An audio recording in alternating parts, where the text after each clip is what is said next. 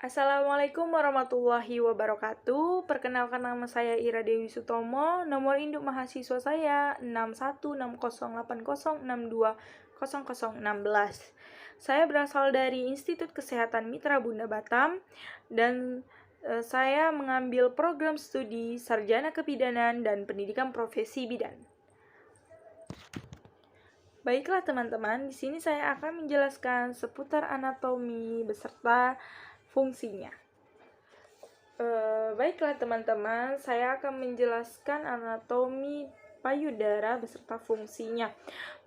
Yang saya akan jelaskan terlebih dahulu yaitu bagian luar, kemudian di daerah bagian dalam. Nah, di bagian luar itu terdapat korpus atau yang disebut dengan badan payudara.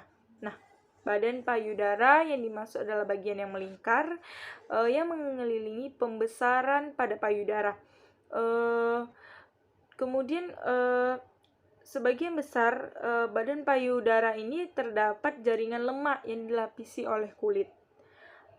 Kemudian yang kedua ada areola. Ini areola yaitu bagian hitam yang mengelilingi puting susu. Nih, ada banyak kelenjar sebasea, kelenjar keringat, kemudian ada kelenjar susunya.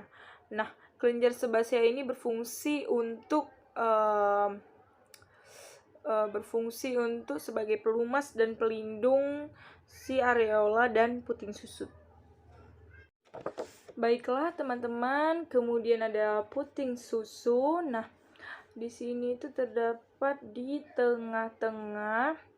Kemudian itu area yang paling gelap dan kemudian di sini itu terdiri dari otot polos yang berfungsi untuk membantu puting agar terbentuk saat distimulasi.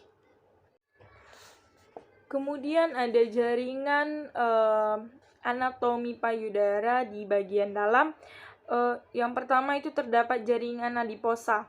Nah, jaringan adiposa ini sama dengan jaringan lemak atau yang biasa disebut dengan jaringan lemak ya. Nih, dia di nomor 7. Nah, jaringan lemak ini terdapat bukan hanya di payudara saja, tetapi juga di beberapa bagian tubuh lainnya.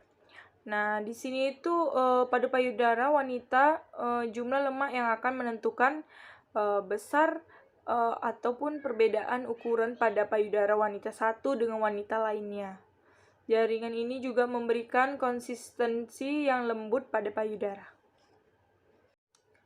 Kemudian ada lobulus. Lobulus ini merupakan kelenjar susu, yaitu salah satunya bagian dalam penyusunan korpus atau badan payudara. Nah, yang terbentuk dari kumpulan-kumpulan evolus sebagai unit terkecil di produksi susu. Kemudian ada lobulus.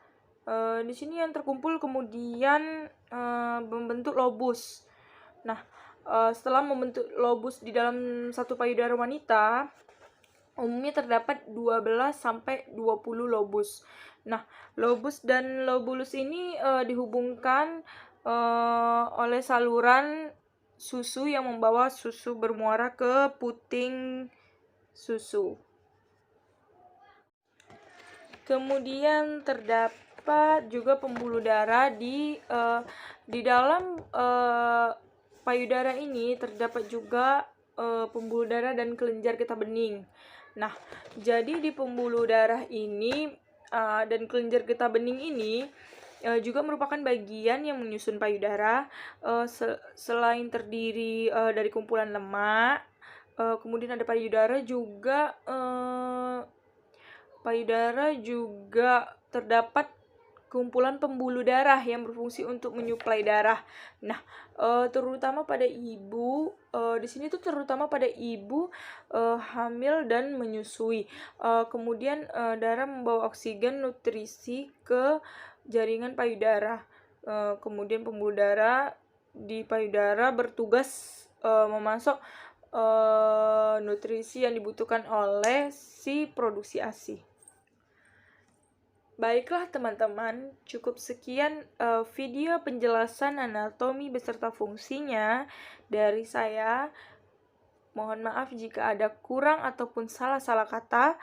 Wabillahi taufiq wal hidayah. Wassalamualaikum warahmatullahi wabarakatuh.